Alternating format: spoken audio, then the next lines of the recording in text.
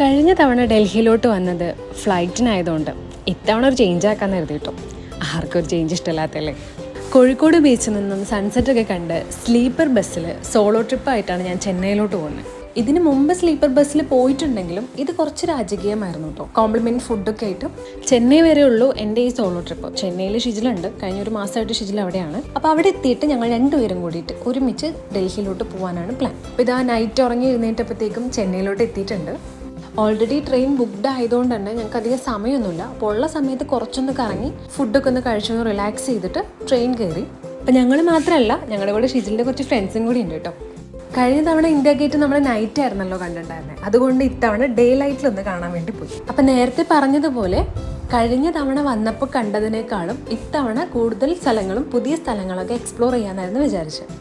അതിൽ വരുന്ന ഫസ്റ്റത്തെ ആളാണ് കുത്തബ് മിനാർ. കുത്തബ് മിനാറിലോട്ട് പോകാൻ വേണ്ടിയിട്ട് ഡയറക്റ്റ് മെട്രോ അവൈലബിൾ ആണ് കേട്ടോ. അപ്പോൾ അവിടെ നിന്ന് ജസ്റ്റ് ഒരു വാക്കിംഗ് ഡിസ്റ്റൻസ് മാത്രമേ അങ്ങോട്ടേക്ക് വരുന്നുള്ളൂ. ഏകദേശം 13th സെഞ്ച്വറിയിൽ പണിത കുത്തബ് മിനാറിൻ്റെ ടോട്ടൽ ലെങ്ത് എന്ന് പറയുന്നത് 72.5 മീറ്റർ ആണ്. അപ്പോൾ 2 ഡെസ്റ്റിനേഷൻസ് കറങ്ങി ഫുഡെല്ലാം കഴിച്ചപ്പോഴത്തേക്കും അന്നത്തെ ഒരു ഡേ ഫുള്ള് തീർന്നു കേട്ടോ. അപ്പോൾ നൈറ്റ് ഞങ്ങളൊരു മാളിൽ കറങ്ങാൻ വേണ്ടിയിട്ടാണ് പോയത്. ചാണക്യപുരയിൽ ദി ചാണക്യ എന്ന് പറഞ്ഞിട്ടുള്ള കുറച്ച് ലക്ഷറീസ് ആയിട്ടുള്ള ഒരു മാളാണിത്.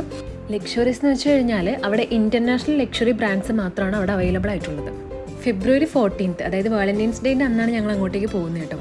ഒരു യൂറോപ്യൻ കൺട്രീസിലുള്ള ഒരു കഫേൻ്റെ ആംബിയൻസ് ഒക്കെയാണ് ഞങ്ങൾക്ക് അവിടെ നിന്ന് കിട്ടിയിട്ടുണ്ടായിരുന്നത്. ഞങ്ങൾ താമസിക്കുന്ന ഹോട്ടലിൽ നിന്നും അത്ര ഡിസ്റ്റൻസ് വരാത്തൊരു പാർക്കാണിത്. ഇവിടെ മോർണിംഗ് വാക്കിനും എക്സസൈസൊക്കെ ചെയ്യാൻ വേണ്ടിയിട്ട് ഒരുപാട് ആൾക്കാർ വരുന്നത് കാണുന്നുണ്ട്. ഭയങ്കര പീസ്ഫുൾ ആയിട്ടുള്ളൊരു ആംബിയൻസ് ആയിരുന്നു കേട്ടോ. അവിടെ നല്ല മരങ്ങളും കിളികളുടെ സൗണ്ടും കാര്യങ്ങളൊക്കെ ആയിട്ട് കുറേ നേരം ഇരുന്ന് അവിടെ സംസാരിക്കാനും കുറച്ച് നേരം സ്പെൻഡ് ചെയ്യാനൊക്കെ പറ്റിയൊരു സ്പോട്ടായിരുന്നു. അപ്പോൾ അടുത്ത് ഞങ്ങളുടെ ഒരു ഡെസ്റ്റിനേഷൻ എന്ന് പറയുന്നത് ചാന്ദിനി ചൗക്കാണ്. ഭയങ്കര ബിസി ആയിട്ടുള്ള ഒരു ഷോപ്പിംഗ് ഏരിയ ആണ് ഈ ചാന്ദിനി ചൗക്ക് എന്ന് പറയുന്നത്. ഡ്രസ്സുകളുടെയും ചെരുപ്പുകളുടെയും ഓർണമെൻറ്റ്സിൻ്റെയും ബാഗുകളുടെയും അങ്ങനെ ഒരുപാട് ഷോപ്സ് അവിടെ നിരന്ന് കിടക്കുക കേട്ടോ. ഇതുകൂടാതെ കുറേ ഫുഡ് ഐറ്റംസിൻ്റെ ഷോപ്പുകളും അവിടെ വരുന്നുണ്ട്. സ്പൈസസും ഡ്രൈ ഫ്രൂട്ട്സും അങ്ങനെ കുറേ ഇൻക്ലൂഡ് ചെയ്തിട്ടുള്ള ഒരു വലിയൊരു മാർക്കറ്റ് തന്നെയാണ്. നടക്കാൻ നല്ല ബുദ്ധിമുട്ടാട്ടോ ആളുകളെ തട്ടിയിട്ട്. ഞങ്ങൾ ഷോപ്പിംഗ് അധികം ചെയ്തിട്ടില്ലെങ്കിലും ഫുഡ് കുറച്ച് എക്സ്പ്ലോർ ചെയ്തിട്ടുണ്ടായിരുന്നു അവിടെ നിന്ന്. മുഗൾ രാജവംശത്ത് പണിത ഈ ഒരു ചാന്ദിനി ചൗക്ക് എന്ന് പറയുന്നത് ഇന്ത്യയിലെ തന്നെ ഏറ്റവും ലാർജസ്റ്റ് ഹോൾസെയിൽ മാർക്കറ്റും കൂടിയാണ്. എല്ലാ ടൗണുകളെ പോലെ തന്നെ ഡൽഹിയുടെ ഒരു സൈഡ് നല്ല ക്ലീനും നീറ്റും ഇതുപോലെ കാണാൻ നല്ല വൃത്തിയുള്ളതാണെങ്കിൽ അടുത്ത സൈഡ് കാണാൻ പോലും പറ്റാത്ത രീതിയിലാക്കിയിട്ടുണ്ട്. നേരത്തെ പറഞ്ഞതിൽ ചെറിയൊരു വ്യത്യാസം വരുന്നൊരു ഡെസ്റ്റിനേഷനാണ് ഇനി അടുത്ത് പോകുന്നത്.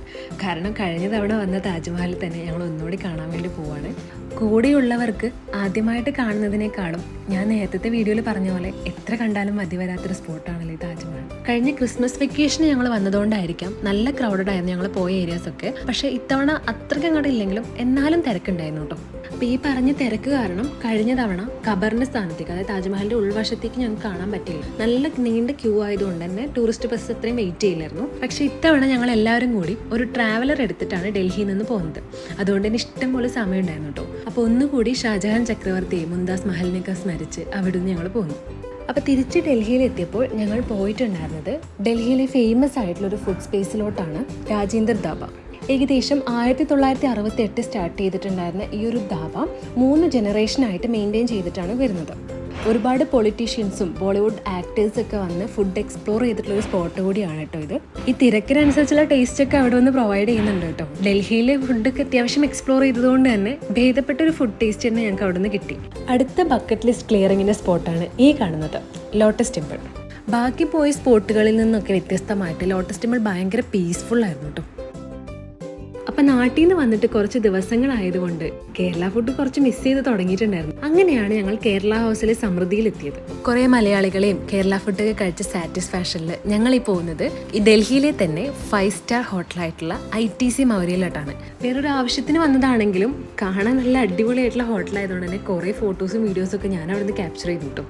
ശരിക്കും എനിക്ക് ഇതിനേക്കാളൊക്കെ ഇഷ്ടപ്പെട്ടത് ഇവിടുത്തെ ബാത്റൂമാണ്. കോമൺ ആയിട്ടുള്ള വാഷ്റൂം ആണെങ്കിലും ഗസ്റ്റിന് കൊടുക്കുന്ന വാഷ്റൂം ആണെങ്കിലും ഏറ്റവും അടിപൊളിയായിട്ട് തന്നെയാണ് അവരത് ചെയ്ത് വെച്ചിട്ടുള്ളത്. പിള്ളേച്ചൻ പിന്നാമ്പറം കാണിച്ചു എന്ന് പറഞ്ഞ പോലെ ഇതേ ബാത്റൂം കാണിച്ചു എന്നൊക്കെ പറഞ്ഞിട്ടൊന്നും വരില്ല കേട്ടോ. ശരിക്കും അതിൻ്റെ ഭംഗി നീറ്റ്നെസ് ഒക്കെ തന്നെയാണ് നമ്മൾ അട്രാക്ട് ചെയ്യിക്കുന്നത്. അത്യാവശ്യം നല്ല സിനിമ പ്രാന്തകരായതുകൊണ്ട് തന്നെ ഡൽഹിയിൽ താമസിക്കുന്ന ഹോട്ടലിന് തൊട്ടടുത്ത് തന്നെ പ്രേമൽ പോയി കണ്ട് KFC പോയി ഫുഡും കഴിച്ച് സാറ്റിസ്ഫൈഡ് ആയി. സാറ്റിസ്ഫാക്ഷന് വേണ്ടിയിട്ട് 7 മിനിറ്റ് ചലഞ്ചിൻ്റെ ആ എക്സ്ട്രാ പീസ് ചിക്കനും കൂടി എനിക്ക് KFC നിന്ന് കിട്ടിയായിരുന്നു കേട്ടോ. കിട്ടിയതല്ല, ചോദിച്ചു മേടിച്ചു. ഡൽഹിയിലെ ട്രിപ്പിൻ്റെ കഥ തൽക്കാലത്തേക്ക് ഇവിടെ ഇപ്പോൾ അവസാനിക്കുകയാണ്. പക്ഷെ ഞാനിവിടേക്ക് തന്നെ ഉണ്ടാകും. അപ്പോൾ വീണ്ടും കാണുന്നവരെ ബൈ.